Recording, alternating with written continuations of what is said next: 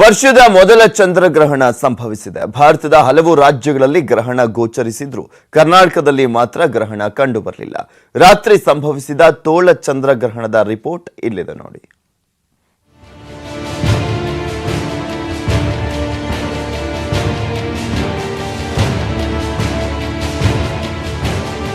ಹೊಸ ವರ್ಷದ ಮೊದಲ ಚಂದ್ರಗ್ರಹಣ ಸಂಭವಿಸಿದೆ. ನಿನ್ನೆ ರಾತ್ರಿ 10:37ರಿಂದ ಶುರುವಾದ ಗ್ರಹಣ ನಸುಕಿನ ಜಾವ 2:42ರವರೆಗೂ ಇತ್ತು.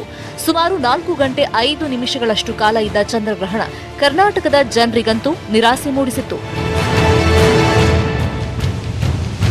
ತೋಳ ಚಂದ್ರಗ್ರಹಣ, ಹುಣ್ಣಿಮೆ ಚಂದ್ರಗ್ರಹಣ ಅಂತಲೇ ಕರೆಸಿಕೊಂಡಿದ್ದ ಈ ನೆರಳು ಬೆಳಕಿನ ಆಟವನ್ನ ಕಣ್ತುಂಬಿಕೊಳ್ಳೋಕೆ ಕರ್ನಾಟಕದ ಜನತೆಗೆ ಸಾಧ್ಯವಾಗಲಿಲ್ಲ.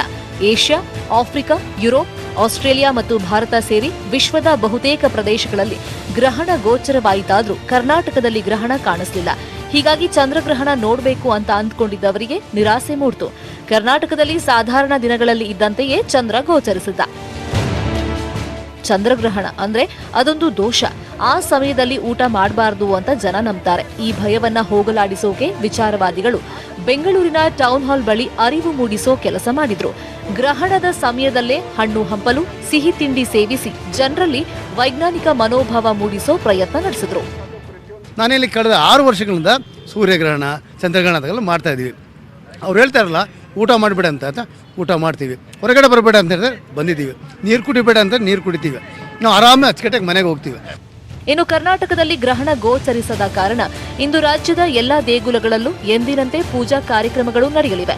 ಗ್ರಹಣ ಸಂಬಂಧ ಪ್ರಮುಖ ದೇವಾಲಯಗಳಲ್ಲಿ ಯಾವುದೇ ವಿಶೇಷ ಪೂಜೆ ನಡೀತಾ ಇಲ್ಲ. ಈ ವರ್ಷದಲ್ಲಿ ಒಟ್ಟು 4 ಚಂದ್ರಗ್ರಹಣ ಸಂಭವಿಸಲಿದೆ. ವರ್ಷದ ಮೊದಲ ಚಂದ್ರಗ್ರಹಣ ಇದೀಗ ಸಂಭವಿಸಿದ್ರೆ ಜೂನ್ 5, ಜುಲೈ 5 ಹಾಗೂ ನವೆಂಬರ್ 30ರಂದು ಉಳಿದ 3 ಚಂದ್ರಗ್ರಹಣ ಸಂಭವಿಸಲಿವೆ. Bureau report, news 18 Kannada.